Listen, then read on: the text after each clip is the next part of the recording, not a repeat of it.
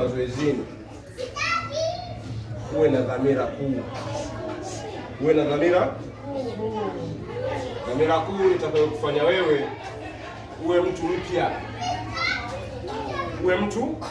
mpya. Mimi mwalimu, zinapofikia siku zile za kuja mazoezini, kwa maana tangia jana nimekuwa na shauku ya kuja mazoezini ili nije nifundishe kitu fulani. Si umeelewa hapo hivyo? Kesho nikienda mazoezini nataka nikawafundishe watu 1, 2, 3. Naishi na hiyo shauku. Na wewe mwigizaji unapaswa kuwa na shauku katika maisha yako, kwamba safari hii kesho nikienda mazoezini nataka nikajiongezee uwezo wangu binafsi wa kuweza kutiririsha dialogue vizuri.